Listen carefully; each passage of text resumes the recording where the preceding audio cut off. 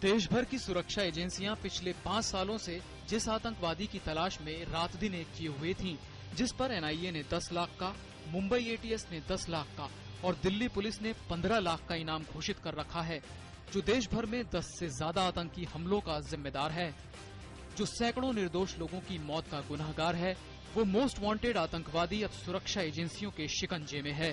कर्नाटक के भटकल थाना इलाके के मखदूम कॉलोनी में जन्मा यासीन भटकल शातिर दिमाग का आतंकवादी है।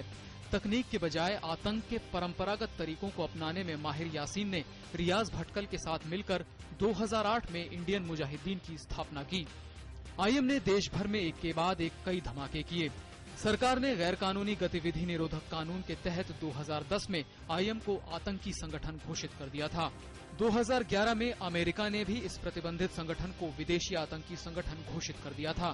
जो इनके कॉन्टैक्ट्स हैं, इनके रिश्ते हैं, इनका सहयोग है, पाकिस्तान में जो तंजीमें मौजूद हैं, लश्कर तोयबा, जैश ए मोहम्मद और पाकिस्तान की सरकार की एजेंसी आईएसआई से भी इसका ताल्लुक है।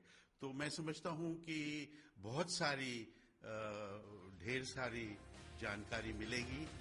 भटकल के करीब 1 दर्जन नाम हैं और हर बार ये सुरक्षा एजेंसियों को चकमा देकर भाग निकलता है। एक बार तो इसे कोलकाता पुलिस ने जाली नोटों के केस में पकड़ा भी था, तब इसने अपना नाम शाहरुख बताया था। बाद में जब वो जमानत पर छूटकर फरार हुआ तो पुलिस को पता लगा कि वो यासीन भटकल था। पिछले साल दिल्ली पुलिस ने एक मुखबिर के जरिए भटकल को मुंबई में पकड़ने की योजना बनाई थी, लेकिन मुंबई पुलिस की लापरवाही के चलते भटकल भाग निकला। भटकल ने देश भर में करीब 10 बड़े धमाकों को अंजाम दिया है। 2008 के जयपुर और सूरत धमाकों में भटकल का हाथ माना जाता है। 2011 के पुणे जर्मन बेकरी धमाके में भी उसी का हाथ होने का आरोप है। कहा जाता है कि पुणे धमाकों की सीसीटीवी फुटेज में भी भटकल मौजूद था। इसके अलावा बेंगलुरु, हैदराबाद, वाराणसी, दिल्ली और अहमदाबाद ब्लास्ट में भी भटकल का ही नाम सामने आया है। 13 जुलाई 2011 को मुंबई के ओपरा हाउस, जावेरी बाजार और दादर पश्चिम में हुए 3 सिलसिलेवार बम धमाके अंजाम देने का आरोप भी भटकल पर ही है। सूत्रों के मुताबिक भटकल बिहार के दरभंगा में काफी दिनों तक रहा था। पिछले 6 महीने से एनआईए की टीम दरभंगा और आसपास के इलाके में उसकी गिरफ्तारी के लिए डेरा डाले हुए थी। सूत्रों के मुताबिक भटकल की गिरफ्तारी में टुंडा से मिले सुराग भी काफी काम आए। जानकारों का मानना है कि भटकल से सुरक्षा एजेंसियों को कई अहम कड़ियां जोड़ने में मदद मिलेगी। टुंडा और उसके बाद ये यासीन मलिक, ये 2 वॉल्यूम्स हैं जो इन्फॉर्मेशन की हमारी सुरक्षा एजेंसीज के हाथ आई हैं। अब इससे वो उनको इस इन्फॉर्मेशन के बेसिस के ऊपर और वो बहुत अपनी उनकी जो रफ्तार है इन ऑर्गेनाइजेशन के रुकनों को पकड़ने की, वो तेज हो।